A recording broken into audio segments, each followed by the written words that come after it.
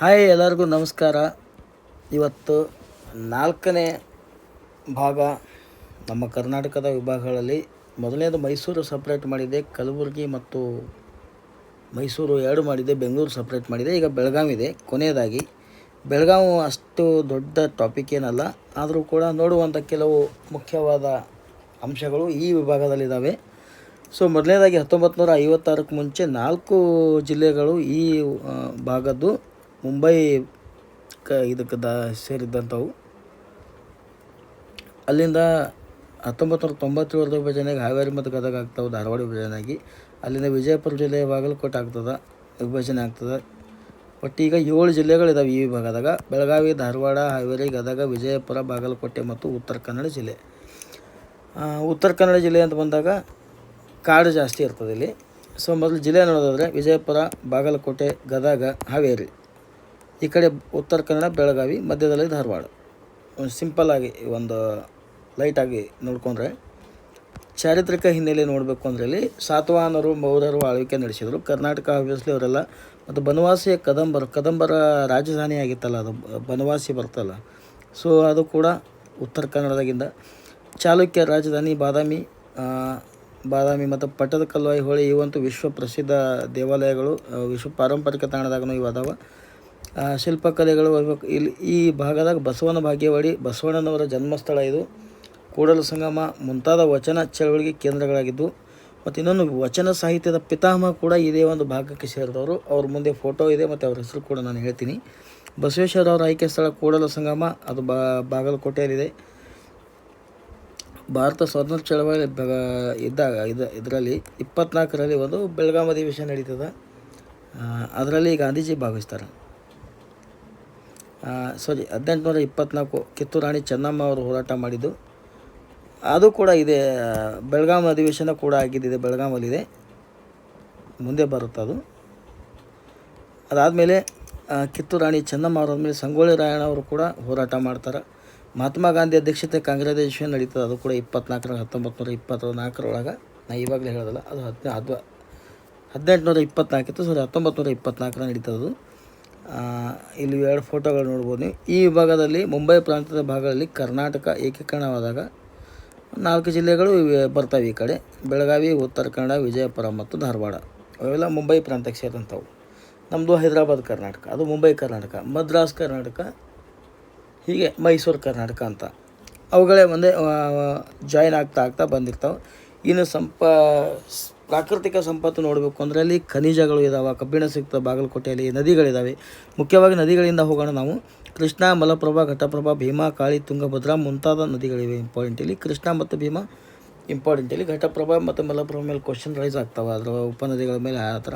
ಮತ್ತು ಈ ನದಿಗಳು ಜಲಪಾತಗಳು ಕ್ರಿಯೇಟ್ ಮಾಡ್ತಾವೆ. ಫೇಮಸ್ ಗೋಕಾಕ್ ಜಲಪಾತ ಆಗಿರ್ಬೋದು, ದಾಂಡೇಲಿ ಹತ್ತಿರ ಮಾಗೋಡ್ ಜಲಪಾತ ಆಗಿರೋದು, ಕಾರವಾರ ಹತ್ತಿರದ ಒಂದು ದೇವಮಾಲ ಜಲಪಾತ, ಮುರುಡೇಶ್ವರ ಹತ್ತಿರದ ಅಪ್ಸರಗೊಂಡ ಜಲಪಾತ. ಸೊ ಇವುಗಳು ಕೂಡ ಇಂಪಾರ್ಟೆಂಟ್ ಆಗ್ತಾವೆ ಇಲ್ಲಿ. ಅಷ್ಟೇ ಪ್ರಾಮುಖ್ಯತೆಯಿಂದ ನಾವು ಒಂದು ನೋಟ್ ಮಾಡ್ಕೋಬೇಕಾಗುತ್ತೆ. ನೆಕ್ಸ್ಟ್ ನೋಡೋದಾದರೆ ಬಾಗಲಕೋಟೆಯಲ್ಲಿ ಗ್ರಾನೈಟ್ ಅಪಾರ ನಿಕ್ಷೇಪ. ಇಲ್ಕಲ್ ಭಾಗದ ಗ್ರಾನೈಟ್ ಇದೆ. ಬಾಗಲಕೋಟೆದ ಕಬ್ಬಿಣದಲ್ಲಿ ಸಿಗ್ತದೆ, ಬಾಕ್ಸೈಟ್ ಸಿಗ್ತದೆ ಅಲ್ಲಿ ಪ್ರಾಮುಖ್ಯವಾಗಿ. ಗೋಕಾಕ್ ಇರ್ಬೋದು, ಗೋಕಾಕಲ್ಲಿ ಸಿಗುತ್ತೆ. ಮತ್ತು ಅರಣ್ಯ ಪ್ರದೇಶ 80% ಅರಣ್ಯ ಪ್ರದೇಶ ಇದೆ ಇಲ್ಲಿ ನಮ್ಮದು ಉತ್ತರ ಕರ್ನಾಟಕದಲ್ಲಿ. ಧಾರವಾಡ ಇಲ್ಲಿ ನಿತ್ಯಹರಿದ್ವರ್ಣ ಕಾಡುಗಳು, ಇಲ್ಲಿ ಉಷ್ಣವಲಯ ದಟ್ಟವಾದ ಬಹುತೇಕ ಕಾಡುಗಳು ಮತ್ತು ವರ್ಷಪೂರ್ತಿ ಹಸಿರಾಗಿರುವ ಕಾಡುಗಳು ಇಲ್ಲಿ ಸಿಗ್ತಾವೆ. ಇಲ್ಲಿ ಅನಾವೃಷ್ಟಿ ಅನ್ನೋದು, ಬರಗಾಲ ಅನ್ನೋದು ಇರೋದೇ ಇಲ್ಲ ಅಂತ ಹೇಳ್ತಾರೆ. ಇಲ್ಲಿ ಮೀಸಲು ಅರಣ್ಯ ಪ್ರದೇಶ.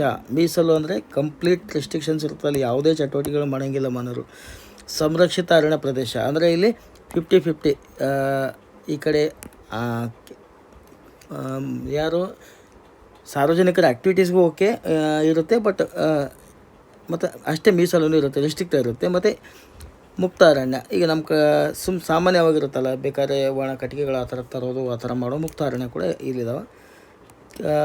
ಉತ್ತರ ಕನ್ನಡ ಜಿಲ್ಲೆಯಲ್ಲಿ ಒಟ್ಟು 80%, ನಾನು ಹೀಗೆ ಹೇಳಿದೆ, 80% ಅಷ್ಟು ಅರಣ್ಯ ಇದೆ. ಕಾಡೆಮ್ಮೆ, ಜಿಂಕೆ, ಹುಲಿ, ಚಿರತೆ, ನವಿಲು ಇಲ್ಲಿ ಕಂಡು ಬರ್ತಾವೆ.